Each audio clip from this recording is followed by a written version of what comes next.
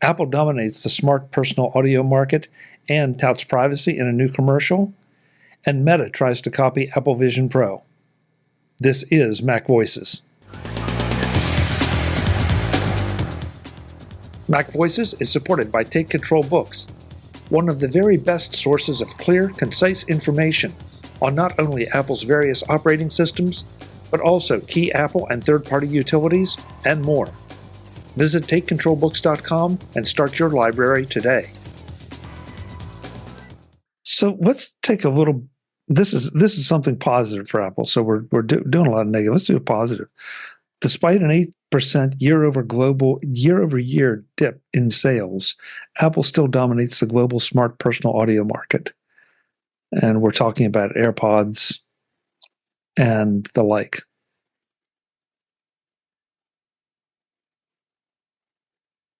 Is this a surprise to anyone? I didn't know that they'd gone down. Wait, did Apple sales go down, or the global market share went down? Apple still dominates the global smart personal audio market. My head is spinning trying to read this article. I think everybody's selling more, but Apple's share is smaller. Piece of the pie got bigger, but Apple's piece of the pie is smaller. Apple has 24% of the global market, which is down 8% from the first quarter. What is that? Which, the global market or Apple? Apple. How do you know Apple? Apple has 24%, and in that same sentence, which is 8%, or is down 8%. So we are referencing Apple. So you would assume that be in 2022, or in the last measurement, no, it would have been down 8% from 24.32. So to me, I would read this as the global market is down 8%. Well, either way, I mean, at the end of the day, Apple is still dominating it because Xiaomi only has 8%, Samsung 8%, Huawei 5%, and I don't even know what BOAD is. 4%.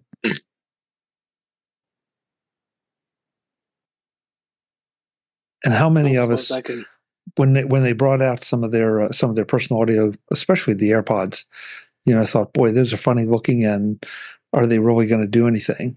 And now everybody's copying them. I mean, before we didn't have wireless earbuds that were worth anything. And now a number of companies have produced some definitely good competitors. I think you've got Beats helping Apple out in that way because it's directed towards a younger or different market. Whereas I'm not sure any of these other consumer, and I can't say this for sure, have sort of two different product lines. One that's, their standard product line, like, the earbuds that we have or Apple Buds that we have, and then another tie-in product line, which has always been geared towards a more youth market with Beats. Yeah. Brian? Yeah, I was thinking too, like I've got my AirPods, for quite a while, I'm not replacing them too often. So, Apple's, if it's down a little bit, it just doesn't have to be replaced as often too. It's an interesting point because I know what I have in my ears now probably are 2 or 3 years old. Mm-hmm. And before this, well, I barely remember before AirPods because at that point everything was wired. And you just inevitably wired just got torn, tangled, they got ripped out of your ears or something, or tangled up in something and destroyed. So, and maybe because now we've spent a little bit more money on AirPods, we're being a little more careful, but they obviously don't have the same dangers as wired headphones or earphones. So I went to the article that they wrote this on, and Apple is down, and their market share is down too. Well, that's what Apple. That's what we were saying. It would be Apple that's down by market share. Yeah, but by far the largest is others. Apple's only about 20%. Right, the nickel and dime things that you can get for nothing and then have to replace 10 minutes later. This includes Bose, Sony. Those are included in other.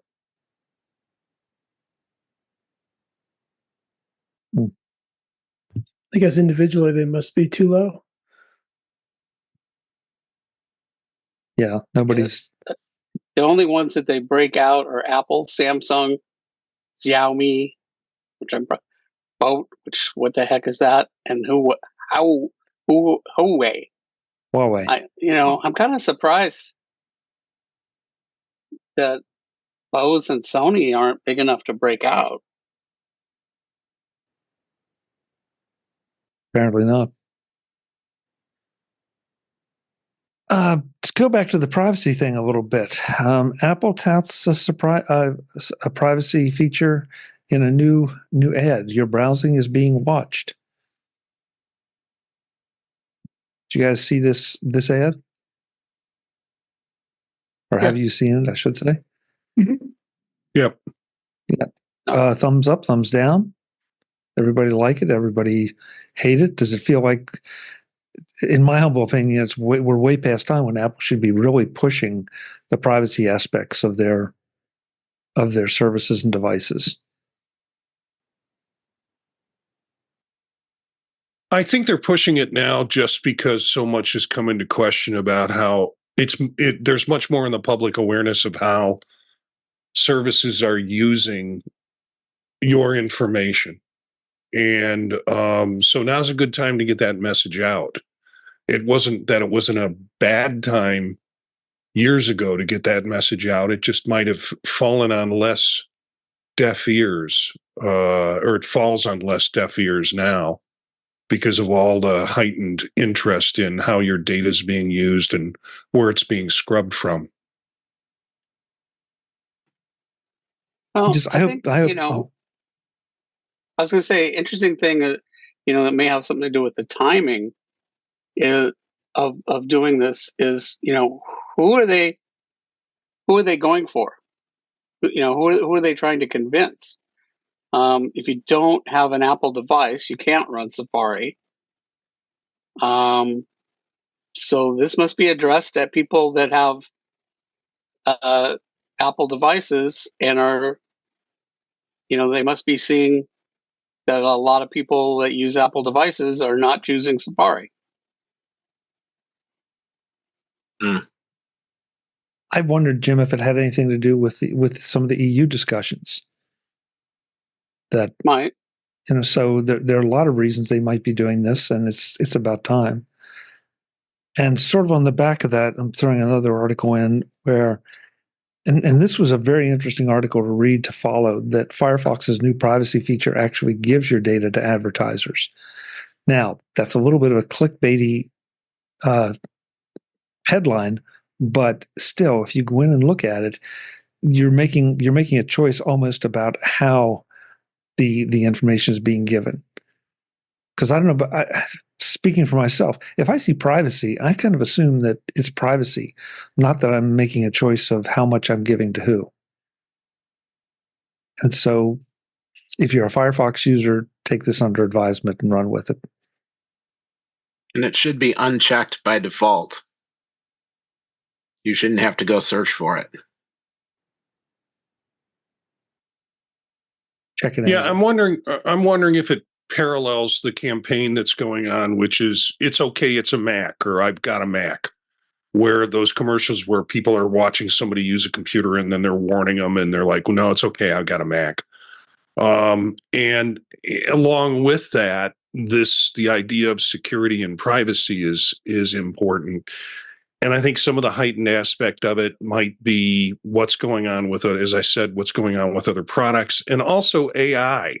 because, it ties into what supposedly is going to be part of Apple's AI ecosystem, that it's held private and kept with that. So I think there's a lot of potential marketing pieces that are falling together around this one ad that we're seeing and talking about. Marty, that's a good point. I didn't even think about that as being in relation to Apple Intelligence,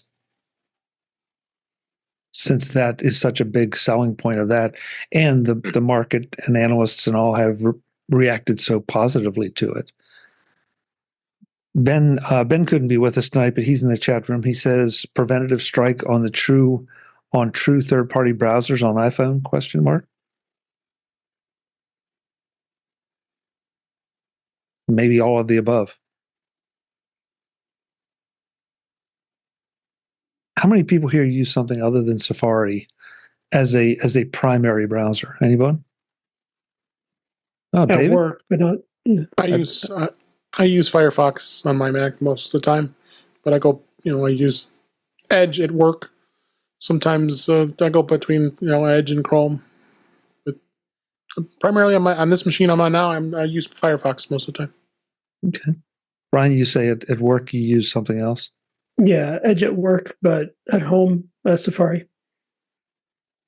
Marty, I thought I saw your hand up. Yeah, so many people that I work with are into the document sharing stuff through Chrome. So, although I know I can access it through Safari, it's just much more seamless with Chrome. So, but on my phone, the default is to Safari. So when I'm sitting with my phone or other devices, generally, what opens up when I click to open something up, it's Safari. Yeah, I use Safari on my iPhone. Does anybody not use Safari on their iPhone on a consistent basis? Okay. Yeah, there's a couple of Safari, or there's a couple of web forms that don't work in Safari. And so all of the machines I use have Firefox specifically for those forms. Well, there's several podcasting services that, and I don't want to go too far off the track here, but they require Chrome or Edge for the best experience. Now, when I've been working with someone, interviewing someone who is coming in through one of those services or using one of those services, sometimes Safari will work, sometimes not.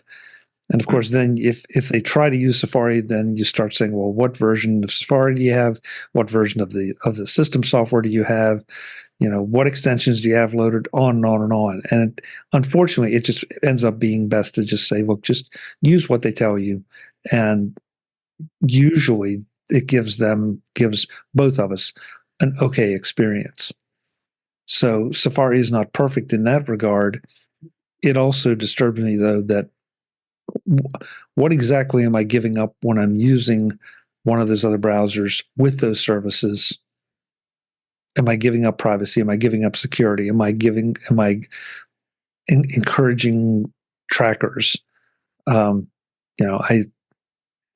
At some point, unfortunately, we all just get down to the practicality of let's just get this done, whatever it takes. And so, stuff to keep in mind. I do want to point out that Eric, somewhere along the conversation here early on, Eric grew wings, and Webb changed his quilt. So if you like that quilt, yes. So if you're listening to audio, you really ought to go look at the video of both of those. Eric, that's an intense butterfly. I mean, is I'm going to see if I could get out of the picture so that you can actually see it. Wow, is that one of your pictures? Yeah. What'd you shoot that with? That's impressive. That was the Canon. A Canon and a stick. You go out there with a Canon camera, and the stick is to beat off the mosquitoes so that you can focus, get the picture, and then you jump back inside. That creates a wonderful picture. So here's one for Marty and Eric. Apple Meta files a patent to copy Vision Pro's eyesight feature. Why? Gentlemen? Eric and I talked about this. Of all the things Meta could have stolen, why the creepy eye thing? Why? Just, I don't get it. We talked about this on Vision Profiles last night. My reaction was kind of just what you got. I don't know, Eric, what were your thoughts about it? I mean, the only thing I can think of is you really do need some indication that lets you know, is the person actually paying attention to the outside real world, or are they in their own little world? And it could be like a word. It could be anything. It doesn't have to be eyes.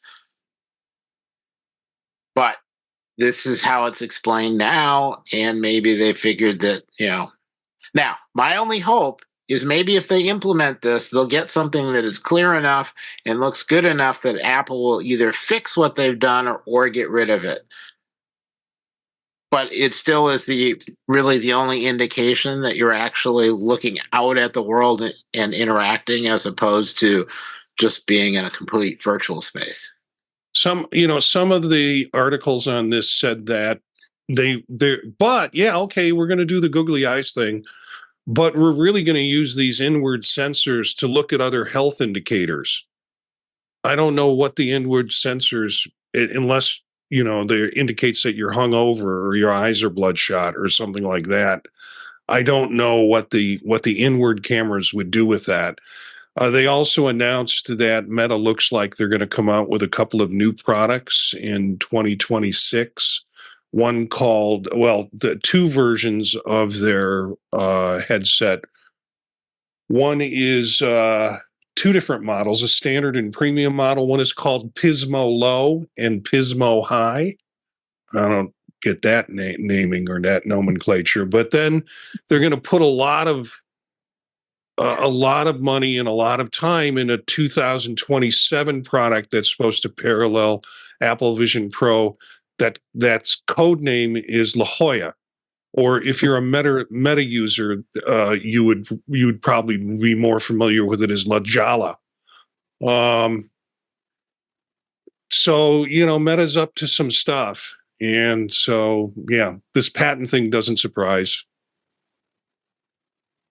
For those who have not done the Apple Vision Pro thing, you just referred to it as googly eyes, Marty. I know what you're talking about, but so just to be clear, when you put a headset on, people can't see into the headset.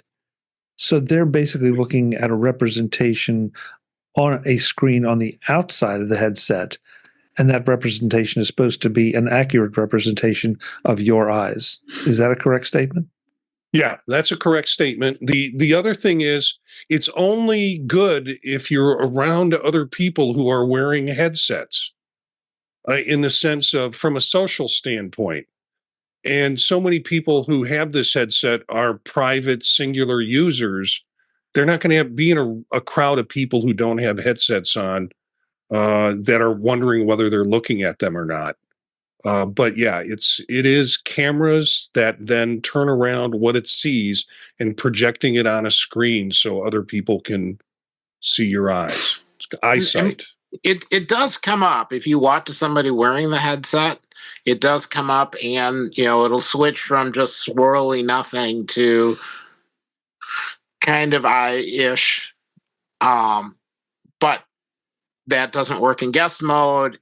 You have to have it set up, so it needs some work. But still, yes, I'm paying attention and looking outside versus I am so totally not paying any attention at all is useful. Once they get to the point where there are more of these, or somebody tries to use it in the class, I can't imagine teaching if you can't tell if the students are actually paying attention or not. So let me again, for the folks who have not gone down the Vision Pro road, I'm understanding. What I'm understanding is that, but it only works in the mode, doesn't it? That I can see then out into my room, where it's more of an AR kind of thing as opposed to a full VR. So that if I'm watching a movie, you don't get googly eyes. Is that correct? You can set it up so that if somebody interacts with you, it breaks out of the immersive movie and lets the person interact with you, and then you can interact with the person, and then the eyes would show up. But you have to actually check all those boxes. The other way is if you're not immersive and you are watching what's going on, that's when it shows up. So that somebody can't think that the person is sitting there watching a movie in the corner of the room when instead they are watching the room. Because it's creepy to have somebody with a headset on that's just staring at people and nobody knows it. It's kind of like having a light on, a camera on a computer saying, yep, the camera's active, and somebody could be watching whatever you're doing in front of your screen. So there's an issue there. They're trying to fix it. It's unclear, though, if that's the way to do it. Or if the end purpose is worth all the trouble. Yeah. But I give Eric credit because he came up with a scenario I wouldn't have thought of, that if you were a teacher in front of a room full of students, or a group of students, forget a room full, a group of students that are wearing Apple Vision Pros, and even you're using an Apple Vision Pro to help present, that it might be uncomfortable. And I guess at some point, it's a little bit of personal responsibility. If the student is going to sit there and wants to watch Star Wars, well, you're going to be missing out on the lesson. So it's just the way it is. I suspect students stare at me while I teach and they're daydreaming. They're not paying attention just because they're looking at me. Well, that's an analog problem, Marty, and that's been going on since education started. So maybe this isn't as big a deal as we think it is. Brian, you want to add your comment? Yeah, I was thinking when you were mentioning the classroom full of students, if you have some that have AirPods in their ears or something, are they listening to you, or are they just kind of nodding politely while jamming out to their music? Well, that's an old-time problem because we used to have transistor radios and cords all the way up with the little earbud in our ear, and we'd sit in class when we were in elementary school and listen to the Cubs game in the afternoon. Yeah. We were getting into true confessions here, guys. This is anything else anybody wants to put on the table? Visit MacVoices.com for show notes and to connect with Chuck on social media. Get involved in our Facebook group or like our Facebook page, and get more out of your Apple tech with MacVoices Magazine, free on Flipboard and on the web. And if you find value in it all, consider supporting us through either our Patreon campaign at patreon.com/MacVoices, or by making a one-time donation via the PayPal link on our front page and in the show notes of each episode. You will join these fine people who help bring you Mac Voices.